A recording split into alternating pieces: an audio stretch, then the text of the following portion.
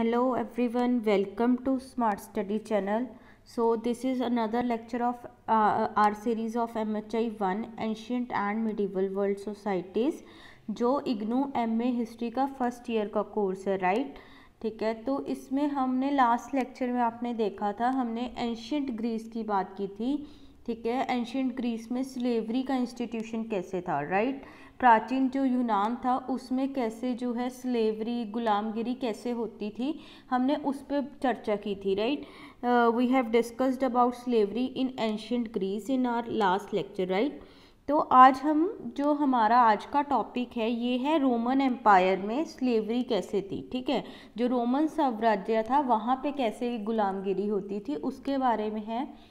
तो अभी लास्ट में हमने ग्रीस की स्लेवरी देखी, आज हम रोमन की देखेंगे। इसलिए क्या है कि आज मैंने इंटेंशनली ये टॉपिक पिक किया है क्योंकि आप रिलेट कर पाओगे, क्योंकि कुछ चीज़ें सिमिलर सी हैं। स्लेवरी का इंस्टीट्यूशन कहीं ना कहीं सिमिलर है, रोमन और ग्रीस का थोड़ा बहुत डिफरेंस है, वो हम देखेंगे।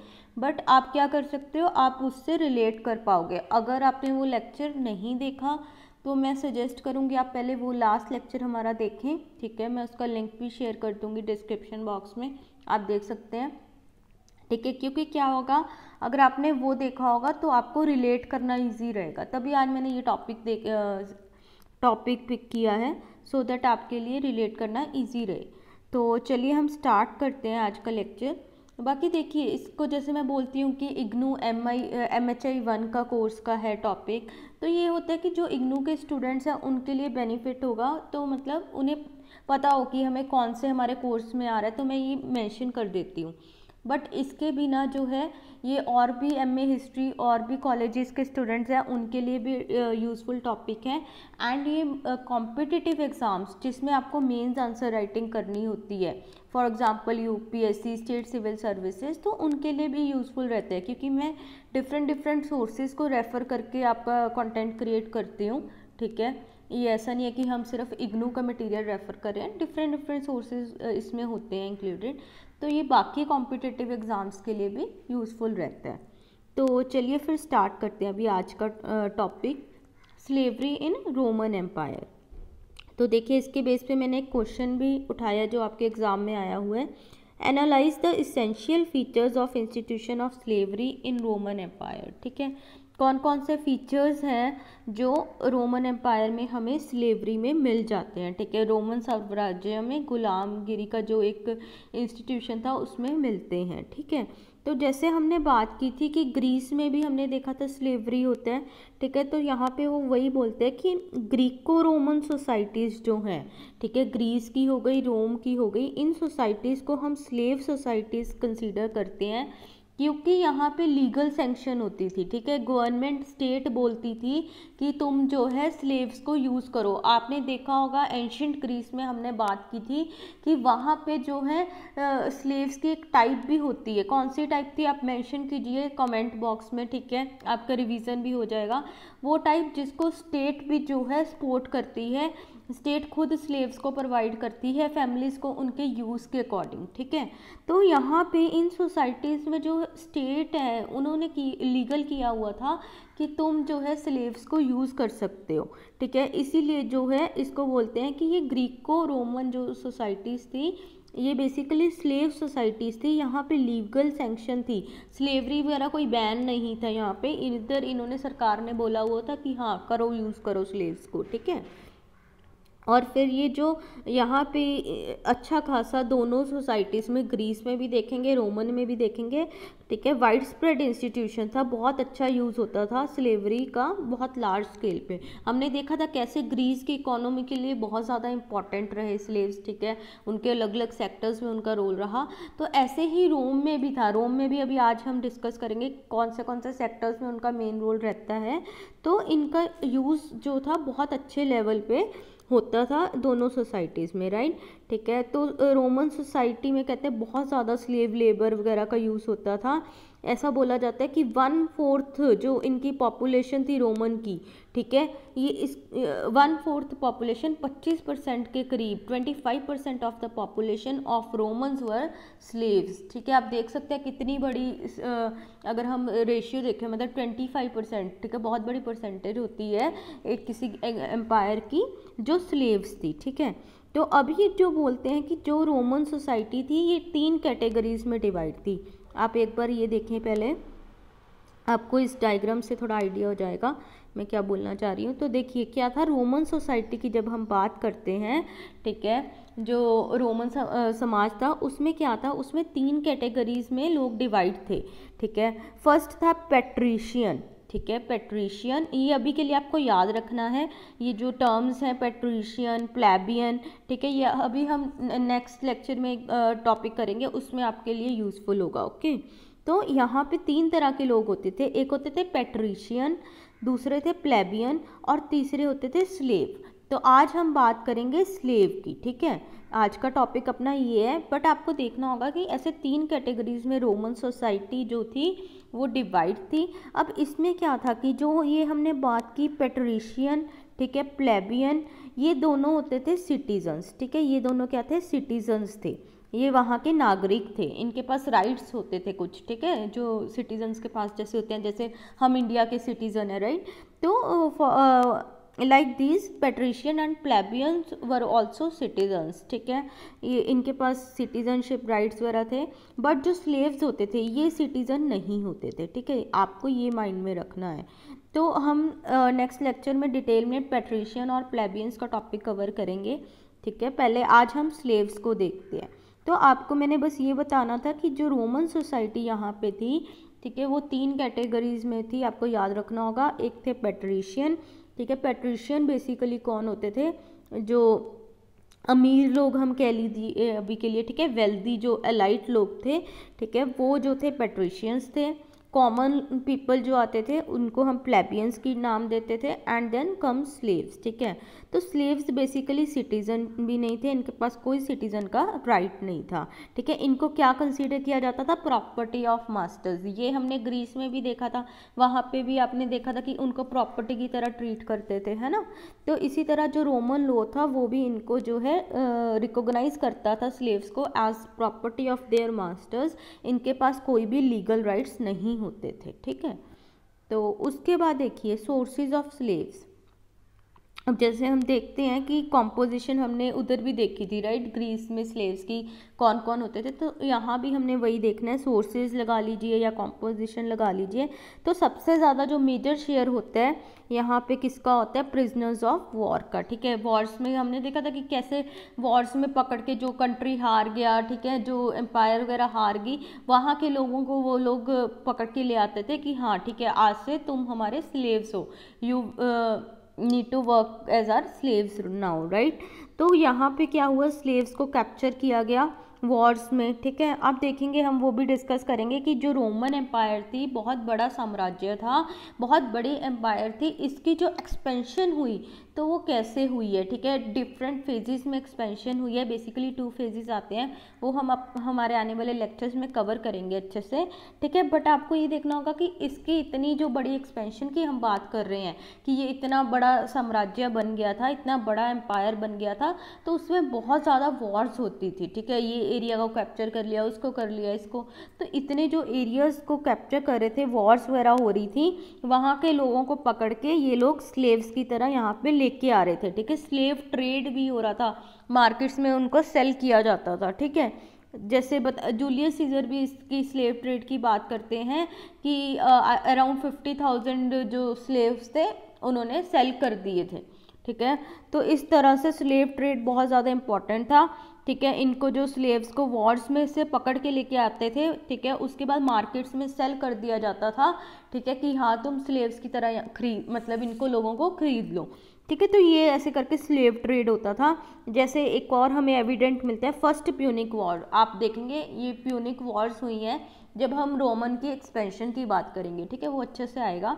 बट आपको ये देखना होगा कि ये जो फर्स्ट प्यूनिक वॉर है इसमें बताया जाता है कि 75,000 75,000 प्रिजनर्स जो थे, ठीक है, जो बंदी बनाए हुए थे इन्होंने दूसरे एरिया से, उनको स्लेव्स की तरह कन्वर्ट कर दिया था। ठीक है, तो कितनी बड़ी देखिए आप नंबर्स यहाँ पे बताए हुए हैं। ठीक है, और उसके बाद बताया जाता है कि स्लेव्स का जो नंबर था, ठीक है, वो 60,000 से लेके 60,000 से बढ़ के 3 मिलियन हो गया था। ठीक है, it has increase from 60,000 to 3 million between 225 BC and 43 BC, signifying the role of warfare in institution of slavery. इस टाइम पीरियड में वही हमने जैसे देखा रोमन एक्सपैंड हो रहा था। ठीक है, रोमन एम्पायर एंड वॉर्स वगैरह बहुत ज़्यादा हो रही थी। तो आप देखेंगे 60,000 से लेके 3 मिलियन तक इनका जो है नंबर पहुंच गया था।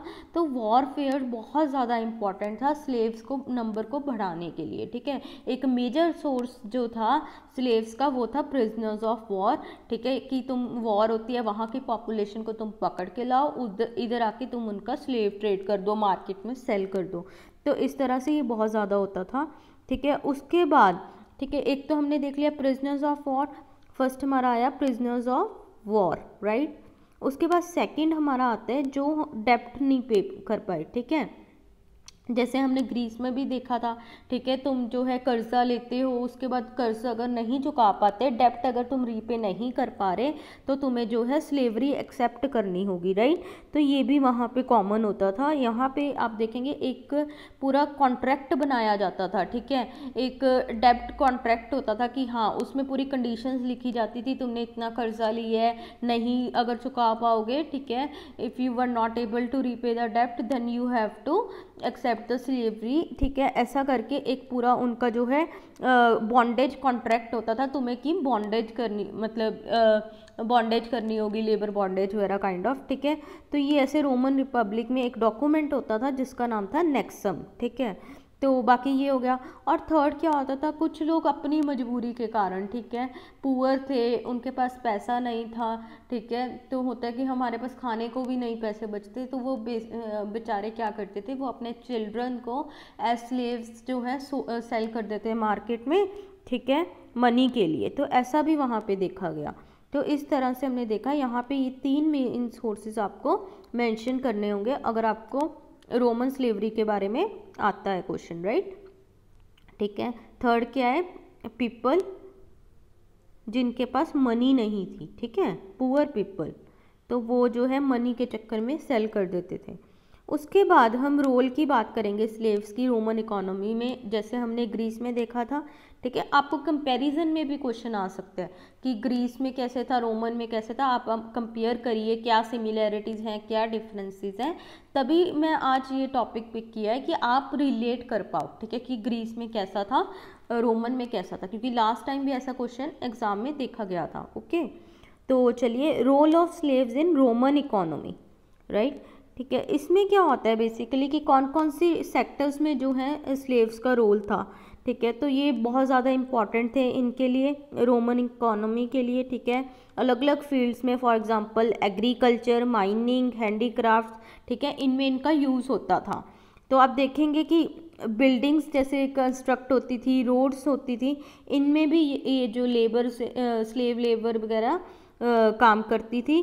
और 90% अगर देखेंगे हैंडीक्राफ्ट्स का, ठीक है, हैंडीक्राफ्ट के जो लोग होते थे उनकी लेबर होती थी, उसमें 90% कौन होते थे, स्लेव्स होते थे। ठीक है, ये हमें एविडेंसेस मिलते हैं। तो आप देखेंगे कौन कौन से मेन सेक्टर्स हैं, एग्रीकल्चर हो गया, माइनिंग हो गया, ठीक है, हैंडीक्राफ्ट्स, बाकी कंस्ट्रक्शन एक्टिविटीज़ में भी इनको रखा गया था। ओके, फिर उसके बाद क्या होता है, स्लेव्स जो थे, ठीक है, इनको बड़े बड़े फार्म्स में लगाया जाता था। ठीक है, जो बड़े ज़मींदार होते थे उनके पास बहुत अच्छी खासी लैंड होती थी एग्रीकल्चर के लिए। बेसिकली उसको टर्म दी जाती है, जो ये बिग फार्म्स होते थे इसको क्या टर्म दी जाती है, लैटिफेंडियम। ठीक है, ये आपको याद रखना होगा कौन सी टर्म है, लैटिफेंडियम। लैटिफेंडियम मतलब बिग फार्म्स। ठीक है, बड़े बड़े ज़मींदार, उनके पास बहुत बड़े बड़े खेत होते थे। ठीक है, तो वहाँ पे इनको जो है लगाया जाता था। तो इस तरह से देखा आपने, यहाँ पे भी अलग अलग सेक्टर्स में, माइनिंग हो गया, हैंडीक्राफ्ट्स हो गया, एग्रीकल्चर हो गया, स्लेव्स का बहुत ज़्यादा इंपॉर्टेंट रोल था। ये जो गुलाम थे, इसलिए जो इनकी आर्थिक आप देखेंगे आर्थिक इकोनॉमी थी, ठीक है, तो इसमें जो है बहुत ज़्यादा इम्पॉर्टेंट रोल रहता है स्लेव्स का, राइट, रोमन्स में। जैसे ग्रीस में भी ऐसा आपने देखा था, है ना।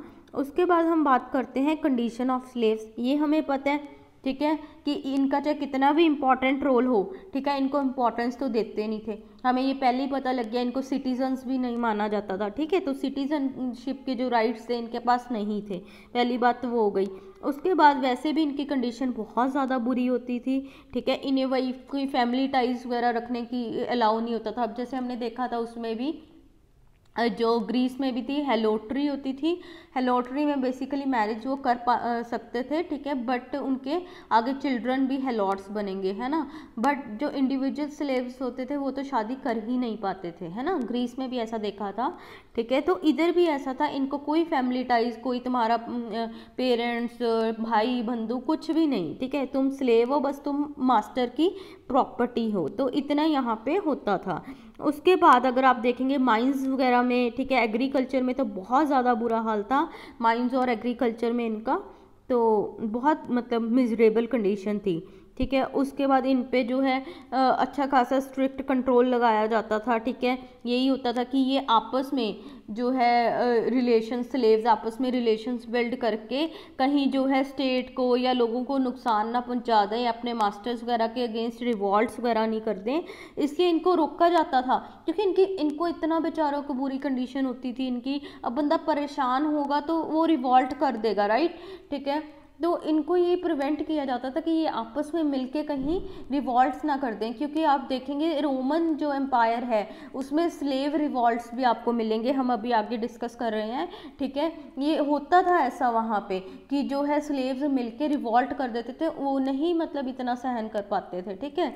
तो इन चीज़ों को प्रिवेंट करने के लिए इनको किनशिप टाइज वगैरह को मेंटेन करने में रोका जाता था, अच्छा खासा इन पे रिस्ट्रिक्शंस लगती थी, कंट्रोल किया जाता था इनको, ठीक है। उसके बाद इनको कॉर्पोरल पनिशमेंट्स भी दे दी जाती थी। सिटीजन्स को ऐसा नहीं होता था कि हाँ कोई आपको पनिशमेंट टू डेथ भी दे देता है, पनिशमेंट ऑफ डेथ, ठीक है, मार भी देता है अगर तुम कुछ गड़बड़ कर रहे हो, तो इनको वो भी चलता था, ठीक है, वो भी अलाउड था कि हाँ तुम अपने स्लेव की जो है जान भी ले सकते हो, मतलब इतना बुरा हाल था, ठीक है।